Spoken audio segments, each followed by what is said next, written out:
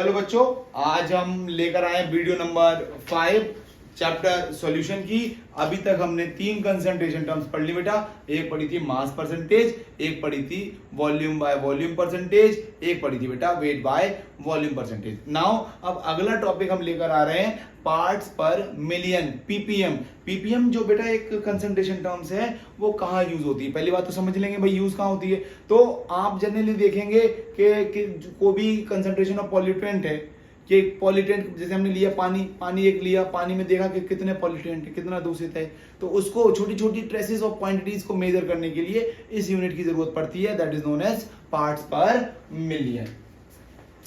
तो अगली हेडिंग है यूनिट 4 पार्ट्स पर मिलियन। इसको हम यूज करते हैं बेटा पीपीएम। बेसिकली अगर डेफिनेशन की बात करूंगा तो पार्ट्स पर मिलियन की डेफिनेशन ये हो गई, the number of parts by mass, the number of parts by mass of one component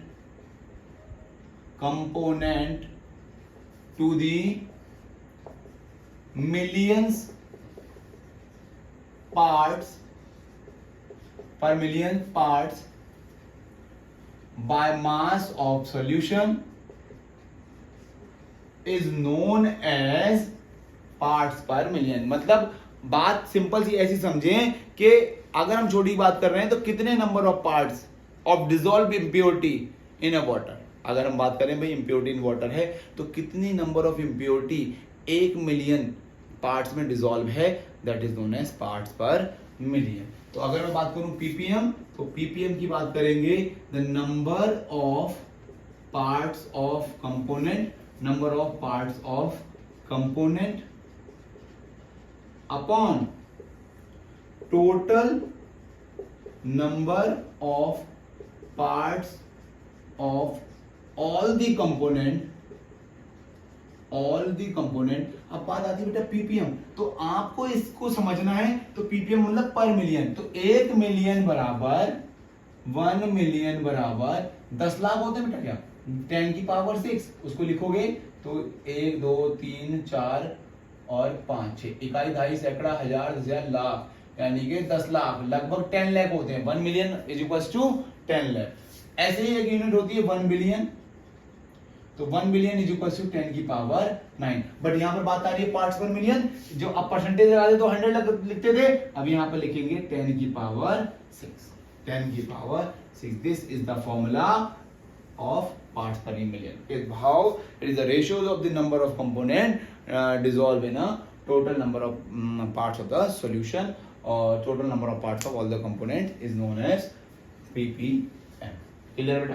in terms of mass की बात कर सकते हैं। अगर पीपीएम को हम मास की बात करेंगे तो mass of component, mass of the component upon total mass of the component, total mass of the component, all the component into 10 की पावर 6। अगर इन टर्म्स ऑफ वॉल्यूम की बात करें तो वॉल्यूम की बात करोगे तो वॉल्यूम में भी क्या होगा, फॉर्मूला बन जाएगा। तो वॉल्यूम क्या हो जाएगा, volume of the component upon total volume of the component into 10 की पावर 6। तो दीज आर द 3 फॉर्मूलाज। मास की टर्म्स में भी आप कंसंट्रेशन लगा सकते हो, वॉल्यूम की टर्म्स में भी, और नंबर ऑफ पार्ट्स के टर्म्स में भी आप इस यूनिट को लगा सकते हो, that is the parts per million. क्या समझे हम parts per million? Sir parts per million की यूनिट जो है कंसंट्रेशन टर्म्स है, हम वो ट्रेसेस ऑफ क्वांटिटी, छोटी छोटी क्वांटिटीज को मेजर करने के लिए यूज करेंगे। और ये होता क्या है सर, ये बेसिकली कह सकते हैं कितने नंबर ऑफ पार्ट डिसॉल्व हो रहे हैं, कितने नंबर ऑफ पार्ट्स हैं किसी भी मिलियन पार्ट्स में से, that is known as parts per million. तो parts per million is the ratio of number of parts of the component upon the total number of parts of all the component into 10 की power 6 लिखते हैं। 10 की power 6 इसलिए लिखते हैं बेटा कि 1 मिलियन में 10 की पावर 6 होते हैं, यानी कि 10 लाख होते हैं, ठीक है। और 1 बिलियन में बेटा 10 की पावर 9 होते हैं, मतलब 9 रेशियोज होते हैं, ठीक है, 9 जीरोज होते हैं। अब ये बात होगी बेटा, मैं इसका न्यूमेरिकल की अगर बात करूंगा तो न्यूमेरिकल बिल्कुल सिंपल से हैं। अगर मैं बोलूं कि 1 लीटर सी वाटर है, एनसीईआरटी बहुत प्यारा सा question, 1 litre of sea water contain 1050 1 liter of sea water weight 1050 and the oxygen is dissolved like the weight of the oxygen is also given, you have to find the value। तो हम जितने भी numericals हैं वो सबको क्या करना है बेटा, बारी बारी से पढ़ेंगे। जब सारी कंसंट्रेशन टर्म्स को डिफाइन कर लेंगे देन उसके बाद सारे न्यूमेरिकल्स हम एक एक करके सॉल्व करेंगे। एक पूरी वीडियो बनाएंगे जिसमें ऑल द कंसंट्रेशन, जितनी भी कंसंट्रेशन है उनके सारे न्यूमेरिकल्स होंगे। तो अगली हम कंसंट्रेशन टर्म्स पढ़ रहे हैं बेटा जिसको बोलते हैं मोलैरिटी। क्या पढ़ रहे हैं बेटा? मोलैरिटी। बहुत पॉपुलर क्लास 11 की सबसे अच्छी डेफिनेशन आपने पढ़ी होगी सब बेसिक कंसेप्ट में, मोलैरिटी। सर ने बताया भी होगा, आपके टीचर्स ने बताया होगा मोलैरिटी और मोलैरिटी के बारे में। चलिए बेटा, तो सबसे पहले अगर मैं बात करूंगा मोलैरिटी, बहुत ही इंपॉर्टेंट, चांसेस 99% बोर्ड में आने के, तो आपकी ये कंसंट्रेशन टर्म्स है मोलैरिटी। सबसे पहले बेटा मोलैरिटी के बारे में जानेंगे। सबसे पहले आप मोलैरिटी को कैपिटल एम से डिनोट करेंगे। किससे डिनोट करेंगे? Capital M.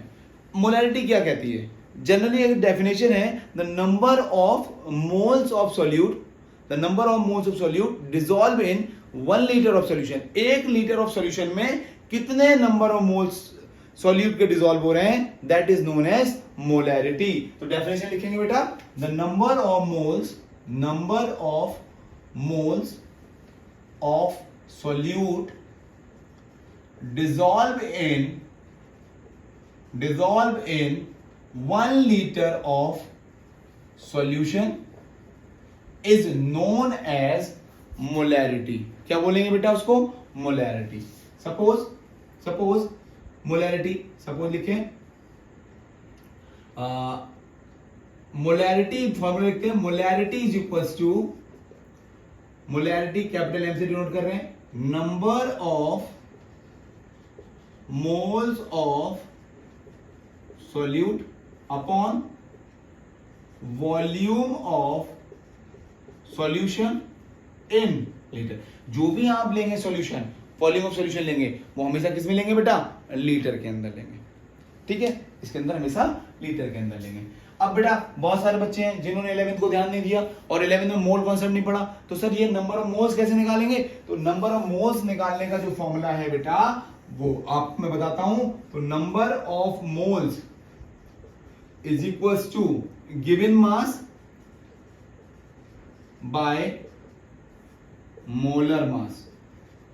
अब बच्चों ये मत कहने लगा कि सर हमें मोलर मास कैसे करेंगे, तो बेटा मोलर मास याद करना आपको पॉसिबल नहीं, हर एक कंपाउंड को याद कर पाओ, बट आपको एलिमेंट्स जो होंगे उनके एटॉमिक मास याद होंगे। मैं अभी जब स्टार्टिंग हुई है वीडियोस, स्टार्टिंग पढ़ना चालू कराएं, तो मैं आपको रिकमेंड करूंगा आपको क्लास 12th तक लगभग आपको एक एटॉमिक नंबर 1 से लेकर 20 तक एटॉमिक नंबर हो, और 1 से लेकर 20 तक एटॉमिक नंबर हो और उनके मासेस भी आपको याद हो, तब आप आसानी, जैसे बेटा मैं बोलूं कि what is the mass of carbon, तो 12 होता है सर, सल्फर 32 होता है, पोटेशियम 39 होता है, कैल्शियम 40 होता है। तो ऐसे करके सारे आपको याद करना पड़ेंगे। तो वहां पर आप वैल्यू लगा देंगे, मास आपको क्वेश्चन में गिवन होगा, मास से आप नंबर ऑफ मोल्स निकाल देंगे, नंबर ऑफ मोल्स यहां पर दे रखे होंगे, आप यहां पुट करना, वॉल्यूम सॉल्यूशन आपको मिलेगा, मोलैरिटी निकल जाएगी। तो अगर मैं बात करूं सर इसकी यूनिट की, यूनिट जो होगी तो भाई यूनिट क्या है? यूनिट है मोल्स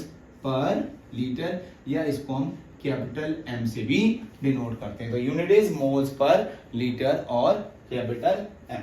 इस पे मैं छोटा सा एक न्यूमेरिकल बना देता हूं बेटा आपके लिए, और वो न्यूमेरिकल क्या है? वो न्यूमेरिकल देखिएगा,